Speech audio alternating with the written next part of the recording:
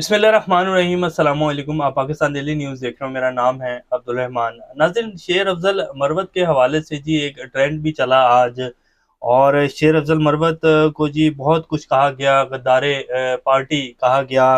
उसके ऊपर फिर शेर अफजल मरवत साहब ने भी गुस्सा निकाला। ये बात शुरू कहाँ से हुई? कल रात शेर अफजल मरवत जो हैं वो शाहजेब खानज़ादा के प्रोग्राम में गए और उन्होंने कहा कि जी मखसूस नशिस्तों के हवाले से जो हमने सुन्नी इत्तेहाद कौंसिल में जाने का फैसला किया, ये हमारा बहुत गलत फैसला था। अब उन्होंने ये क्यों कहा? उसके बाद पीटीआई का जो पार्टी मौक़िफ़ था या बयानिया था, उसको कैसे कारी ज़रब लगी शेर अफजल मरवत के इस बयान की वजह से। जियो के ऊपर उन्होंने बयान दिया और फिर जियो ने जो उस बयान को पूरे मीडिया के ऊपर घुमाया, और फिर जो पीटीआई के मुखालिफ मीडिया चैनल्स हैं और जो कुछ एंकर्स हैं, उन्होंने जो फिर उस बयान को घुमाया आज सारा दिन पिछले 24 घंटे में, तो वो जो है पीटीआई की काफ़ी उन्होंने वाट लगाई। इसीलिए जो है पीटीआई ने आज 5 से 6 एंकर्स हज़रात जो हैं उनके प्रोग्राम्स में जाने के ऊपर पाबंदी लगा दी। पीटीआई के जितने भी स्पोक्स पर्सन्स हैं उनको कहा कि जी आप इन लोगों के प्रोग्राम्स में नहीं जाएँगे।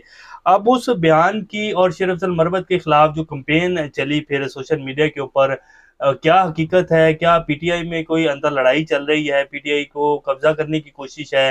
2 ग्रुप्स बन चुके हैं। इस हवाले से कुछ डिटेल्स हम आपके सामने रखेंगे। आपके सामने काफ़ी सारी चीज़ें जो हैं वो क्लियर हो जाएँगी। आपने इस वीडियो को एंड तक देखना है, और इसके साथ-साथ ये हुकूमत कितने दिन चलेगी जी?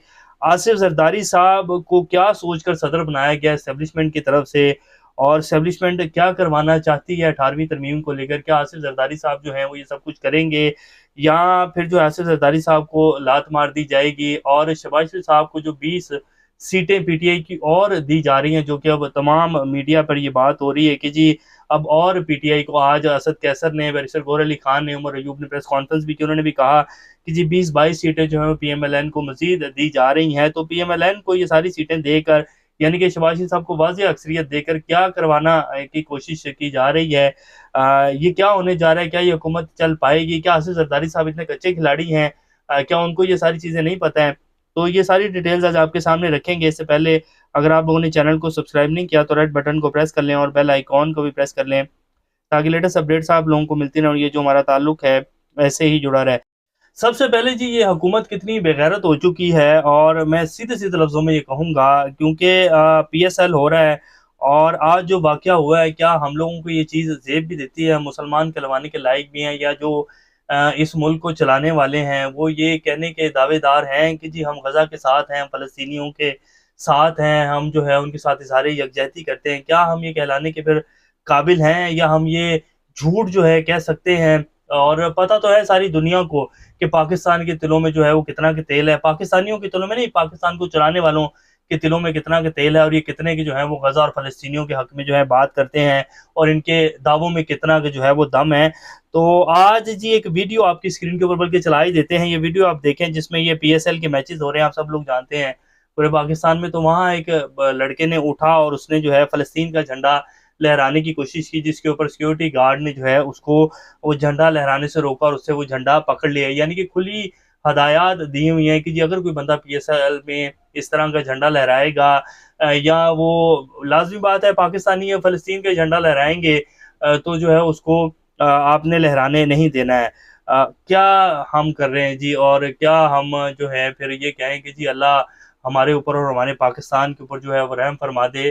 तो हम कहलाने के लायक ही नहीं है मुसलमान जी, जिस तरह की हरकतें ये हुकूमत कर रही है। अब इसके ऊपर जी जो सेनेटर मुश्ताक अहमद खान साहब है, बड़े ज़बरदस्त सेनेटर हैं जी। ये बंदा इसने 5 साल जो है अपना हक अदा किया सेनेटर होने का। इन्होंने ट्वीट किया, ये हुकूमत बेगैरती की तमाम हदें जो है पार कर चुकी है। स्टेडियम में फ़लस्तीन का नारा लगाने और फ़लस्तीन का झंडा उठाना जुर्म करार दे दिया गया है। बानिया ने पाकिस्तान इकबाल और कायद की रूहें तड़प गई होंगी, जिन्होंने दौरे गुलामी में अपनी आज़ादी से पहले फ़लस्तीन की फ़िक्र की। पाकिस्तान के अंदर और पाकिस्तान के पीएसएल मैच में फ़लस्तीन का झंडा किस बेशर्मी से खींचा जा रहा है? कैसा ज़ुल्म और जबर है? क्या ये पाकिस्तान है?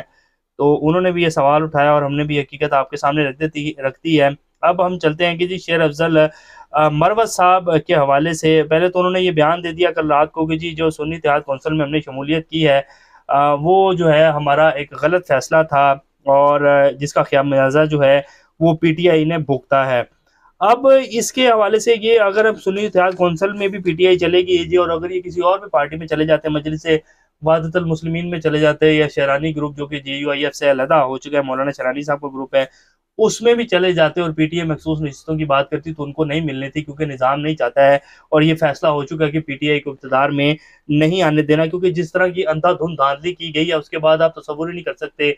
और उसके ऊपर जिस तरह हमारे अदारे चुप हैं, जिस तरह हमारी सुप्रीम कोर्ट चुप है, तमाम अदालतें चुप हैं जी, तमाम निज़ाम जो है वो चुप है।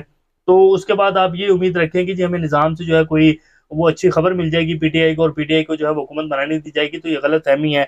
उसके ऊपर भी शेर अफ़ज़ल मरवत साहब की ये बात करना, वैसे तो ये बात बनती नहीं थी, क्योंकि उन्होंने ये बात की कि जी मखसूस नशिस्तें और सुन्नी इत्तेहाद कौंसिल में जाना, ये उन्होंने अपने बयानिए का जो है वो तबाही फेर के रख दी। जो पीटीआई कह रही थी कि जब हमें मखसूस नशिस्तें मिलनी चाहिए, उनका सारा केस जो पेशावर हाई कोर्ट और अब आगे उन्होंने सुप्रीम कोर्ट जाना है। पेशावर हाई कोर्ट ने बेशक जो है वो उसका इलेक्शन कमीशन का जो फैसला है उसको उसी के ऊपर जो है वो बहाल रखा है कि इनको जो है वो नहीं मिलनी चाहिए, लेकिन अभी सुप्रीम कोर्ट बाकी है, इस्लामाबाद हाई कोर्ट बाकी है, तो उनको ये बात नहीं करनी चाहिए थी। जब उन्होंने ये बात की, तो उसके ऊपर जो है फिर बात शुरू हुई सोशल मीडिया के ऊपर, और फिर उसके बाद बहुत सारी चीज़ें सामने आई, वो भी आपके सामने रखेंगे। लेकिन सबसे पहले एक चीज़ और क्लियर कर देते हैं हम कि ये कोई ख़ास वो नहीं था, इससे पहले हो चुका है ऐसा कि जब 2019 में जब फाटा का मर्जर हो रहा था पाकिस्तान में, और आपको याद होगा कि अचानक से जो है 24 घंटों के अंदर-अंदर खबर आ गई थी कि जी फाटा को जो है पाकिस्तान का सूबा बना दिया गया है, और उसका फिर गिलगित-बल्तिस्तान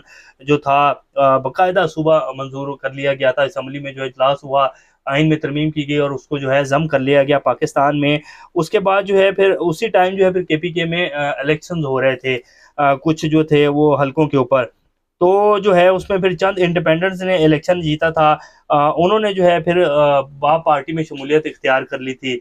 3 जो हैं वो आज़ाद उम्मीदवार थे जिन्होंने बाप पार्टी में शमूलियत इख्तियार की थी, तो उनको जो है मखसूस नशिस्तें दी गई थी। एक मखसूस नशिस्त जो है उनको ख़वातीन की अलॉट की गई थी। हालाँकि बाप पार्टी ने ना तो केपी असेंबली में जो है वो इलेक्शन लड़ा था, और ना ही जो है उन्होंने कोई मखसूस नशिस्तों की लिस्ट दी थी।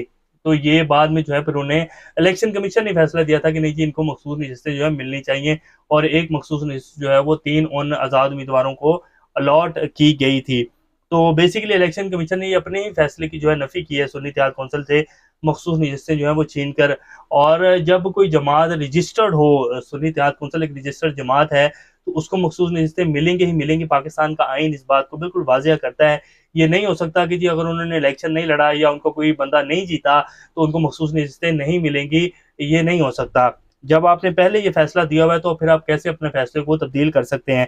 तो इस अगर उस बात को देखें तो फिर तो शेर अफ़ज़ल मरवत की ये बात करना जो है बिल्कुल इसका जवाज़ ही नहीं बनता था। फिर उन्होंने ये बात क्यों की, उनको थोड़ा-सा सोच समझ कर बात करनी चाहिए थी। वो कहते तो हैं कि जी मैं जज के ओहदे के ऊपर भी तैनात रहा हूँ और मैंने बड़ा कानून पढ़ा है और मैंने बहुत कुछ देखा, पर इस तरह की बात कर देना जो है ये कोई अहमकों वाली हरकत ही है ना, कि पूरी पार्टी जो है वो एक केस को लेकर चल रही है और उनका एक बयानिया है कि जी मखसूस नशिस्तें हमें दी जाए, और उसके बाद आप रात को प्रोग्राम में बैठकर ये बात कर देते हैं कि जी हमारा फैसला ही गलत था। तो आप बेसिकली ये साबित कर रहे हैं कि जी हमारी गलती थी, इसी वजह से जो है हमें मखसूस नशिस्तें नहीं मिली। तो जो है फिर उनके ऊपर ट्रोलिंग शुरू हो गई, और फिर उसके बाद जो है आदिल राजा साहब जो हैं उन्होंने एक ट्वीट किया, और उसके बाद तो फिर जी भरमार हो गई, और शेर अफ़ज़ल मरवत साहब को जो है फिर उनके लत्ते लिए गए।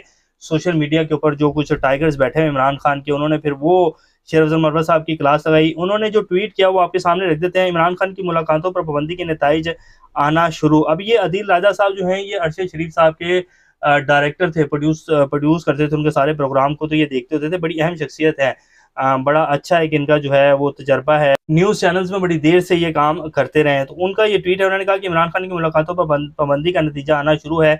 कल की मुलाकात में 3 ऐसे नाम केपीके से सेनेट के लिए सामने आए हैं जो कि असल लिस्ट में मौजूद ही नहीं थे, जो तहरीक इंसाफ की जानिब से इमरान खान को भी भेजी गई थी। ज़राए के मुताबिक फैज़ुर रहमान, वक्कास औरकज़ई और खुर्रम ज़ीशान नामी अशख़ास की सेनेट टिकट देने की मंजूरी इमरान खान से ली गई, जबकि ये नाम किसी लिस्ट में ना थे और शेर अफ़ज़ल मरवत ने इमरान खान को पेश किए। इसलिए शायद इमरान खान से मुलाकात पर पाबंदी लगाई गई थी ताकि सेनेट में ऐसे नाम डाल दिए जाएँ। खालिद मसूद का नाम उमैर नियाज़ी और हामिद खान की जानिब से दिया गया। शेर अफ़ज़ल मरवत साहब इससे पहले भी इस तरह की काम कर चुके हैं, और हाई कोर्ट में जेल में मुलाकात करने वालों के नाम भी अपनी मर्ज़ी से डाल दिए और असल अफराद के नाम इस लिस्ट से निकाल दिए, ताकि जेल में इमरान खान को तना करके अपनी मर्ज़ी के फ़ैसले किए जा सकें। अच्छा, एक इसमें बड़ी अहम बात है जी, अलीमा खान साहब जब भी बाहर आती हैं, वो जो भी बात करती हैं ना, वो बिल्कुल फेयर बात करती हैं, और इसीलिए उनकी मुलाकात के ऊपर पाबंदी भी लगा दी गई कि वो इमरान खान साहब से ना मिलें। बैरिस्टर गौहर हों, उमर अयूब साहब हों, या कोई भी बंदा मिलकर आता है, तो वो जब भी बात करते हैं, वो यही बात करते हैं कि जी हमारा मौक़िफ़ वही है, और हम जो है एक पुरअमन एहतजाज करेंगे। यानी कि वो इस तरह नज़र आते हैं कि जैसे वो इस सिस्टम को चलने देना चाहते हैं, और वो कहते हैं कि जी हम इस सिस्टम के साथ हैं, हम अपना पुरअमन एहतजाज करेंगे।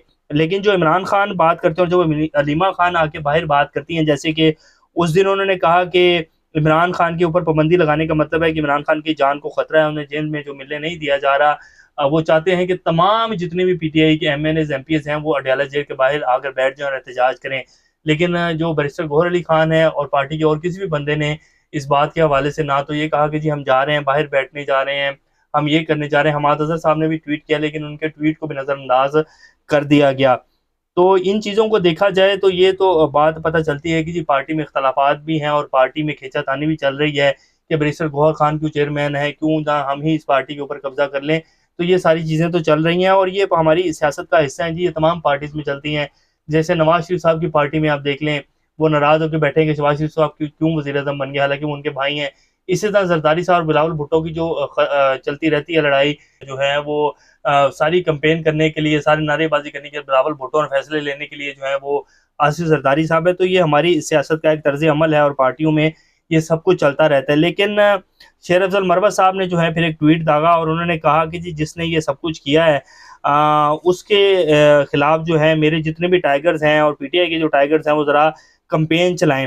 उन्होंने कहा कि आदिल राजा के बारे में ट्विटर पर चलाया गया ये ट्रेंड टॉप पर जा रहा है, इस बात की गमाज़ी करता है कि पीटीआई के वर्करों ने इस 2 नंबरी को पहचान लिया है। अब ये वतन फ़रोश डॉलर कमाने के लिए पीटीआई के वर्कर को इस्तेमाल नहीं कर सकेगा। मेरी सब ओवरसीज़ और इनलैंड पाकिस्तानियों से अपील है, इस वतन फ़रोश को मुल्क दुश्मन एजेंसी के एजेंट को अनफ़ॉलो करें। मादा ताजिर, उन्होंने बाकायदा जो है वो ट्वीट भी किया उस पोस्ट को जो ट्रेंड चल रहा है, और उसमें 5526 जो हैं वो ट्वीट्स हुए हैं। तो उन्होंने कहा कि जी इसको जो है इसकी सही तरह जो है बाट लगाई जाए।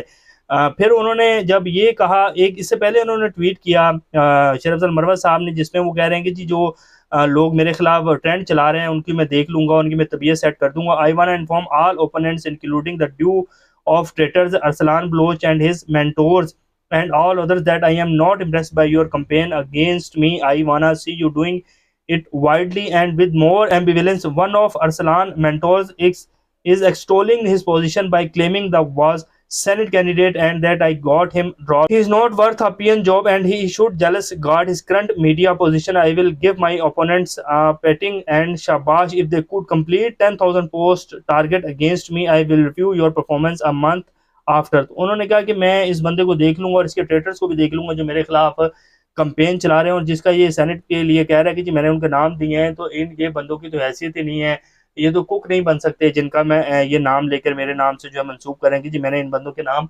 सेनेट की लिस्ट में डाले हैं। तो और ये जो है आदिल राजा जो है, ये मेरे खिलाफ जो है इन्होंने पैसे लिए हैं, और ये वतन फरोश आदमी है। तो ये उन्होंने ट्वीट किया, और उन्होंने साथ जो है पीटीआई वर्कर्स को भी रगड़ दिया।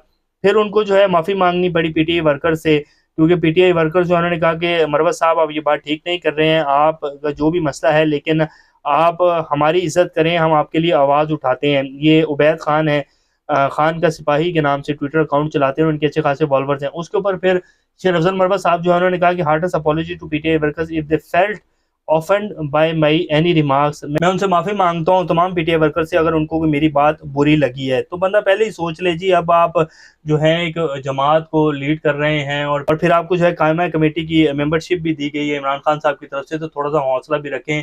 सारे जो है जज्बाती बयान नहीं दिए जाते। शेर अफ़ज़ल मरवत साहब एक ही डंडे के साथ जो है वो सबको नहीं हाँका जाता होता, थोड़ा सा देख भी लिया जाता है। अब आप काफ़ी जो है वो सीनियर भी हैं, और तजर्बा भी है आपके पास कानून का, तो फिर इस तरह की जब बोंगियाँ मारेंगे तो फिर बात तो निकलेगी, और बात फिर दूर तक जाएगी। तो ये जी वो सारी सूरत हाल है, लेकिन ये मामला सॉल्व हो जाएंगे। जैसे पहले भी उन्होंने बैरिस्टर गौहर साहब को जाके गला लगाया था, और फिर वो सारी बात जो है वो रफा दफा हो गई। तो ये चीज़ें चलती रहती हैं। अब लास्ट में जी बड़ी अहम खबर है, आपके सामने रख देते हैं। ये किसने ये खबर दी है? शाहीन सबाई साहब, जो कि बड़े नामवर सहाफ़ी हैं पाकिस्तान के जी। इनकी तकरीबन आधी से ज़्यादा उम्र ही मैं कहूँगा 40-50 साल का इनका पाकिस्तान की सियासत का और तजर्बा है, इनका कॉलम ये अमेरिका में होते हैं, और ये आजकल जो बातें कर रहे हैं ये काफ़ी हलकों में जो है चुभती हैं इनकी बातें। तो इन्होंने कहा कि जी खान को माइनस करते करते अपना ही हाथी माइनस हो गया, अब लंदन की वापसी की तैयारी है। ये नवाज शरीफ साहब की बात कर रहे हैं।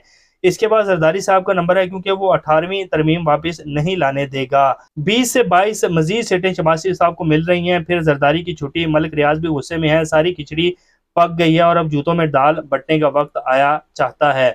उन्होंने कहा कि जी खान को माइनस जो है करते करते अपना ही हाथी माइनस हो गया, यानी कि नवाज शरीफ साहब माइनस हो गए हैं और अब वो लंदन वापसी की तैयारी है। जरदारी साहब का भी नंबर लग जाएगा, क्योंकि जरदारी साहब जो है वो 18वीं तरमीम को कभी भी वापस नहीं होने देंगे और ये उनका बड़ा मार्का है सूबों को आज़ादी देने का। तो जरदारी साहब जो है इतने अच्छे खिलाड़ी नहीं है, उन्हें पता है कि कब क्या खेल खेलना है और जमहूरियत को कैसे आगे लेके चलना है। एक बात की तो पीपल्स पार्टी को दाद देनी चाहिए जी, कि उन्होंने कभी भी जमहूरियत के खिलाफ कोई ऐसा कदम नहीं उठाया जैसे कि पीएमएलएन उठाती रही है, और जिस तरह की हरकतें जो है नवाज शरीफ साहब करते रहे कि अगर हम नहीं तो फिर तो पाकिस्तान में मार्शल लग जाना चाहिए। नवाज शरीफ साहब की ज़हनी कैफियत ऐसी ही है, और वो उनका खेलने का और सियासत करने का तरीका ये है कि अगर मैं नहीं तो फिर मैं किसी को भी नहीं खेलने दूंगा। अभी जो कुछ पाकिस्तान में वो आप सब लोगों के सामने है, तो वो कह रहे हैं कि जी जरदारी साहब जो है 18वीं तरमीम को वापस होने नहीं देंगे, इसलिए 20 से 22 सीटें जो है शहबाज साहब को दी जा रही हैं और उनको वाज़ेह अक्सरियत दे के जो है फिर तमाम काम उनसे करवाए जाएंगे। अब अगर जरदारी साहब को साइड लाइन किया जाता है तो फिर जरदारी साहब के चुप करके बैठ जाएंगे। मौलाना फजल रहमान साहब तो आजकल वैसे ही जो है बड़े लत्ते ले रहे हैं एस्टेब्लिशमेंट के। तो जरदारी साहब और इमरान खान जो हैं फिर वो मिलकर जब तहरीक चलाएंगे जमहूरियत के लिए, तो फिर क्या ये सिस्टम चल पाएगा? बहुत सारे प्लान जो जनरल बाजवा साहब भी बनाकर गए थे ना, वो पूरे नहीं हुए थे। वो चाहते थे कि मुझे एक्सटेंशन एक दफ़ा दोबारा मिल जाए और फिर मैं जो है अपने हिसाब से इस मुल्क को चलाऊंगा, लेकिन वो पूरे नहीं हुए और मुल्क जो है वो तबाही के धाने के ऊपर आके खड़ा हो गया। तो होता वही है जो मेरा अल्लाह चाहता है। तो ये भी प्लान जो किए जा रहे हैं ना, जिस तरह पहले कामयाब नहीं हुए, मुझे लगता नहीं कि अब भी कामयाब होंगे। तो देखते हैं क्या बनता है, लेकिन बहुत कुछ चल रहा है जी पर्दों के पीछे, और जो है बंद कमरों के फैसले भी मुसल्लत किए जा रहे हैं पाकिस्तान के ऊपर, लेकिन पाकिस्तानी अवाम तस्लीम नहीं कर रही है। और जब तक पाकिस्तानी अवाम अब तस्लीम नहीं करेगी तब तक मुल्क आगे नहीं चलेगा, उल्टे भी लटक जाएंगे, मुल्क की हालत बेहतर नहीं होने वाली है। तो ये अभी की सूरत हाल है, देखते हैं क्या बनता है। अपना और चैनल का ख्याल रखिएगा। अल्लाह हाफिज़।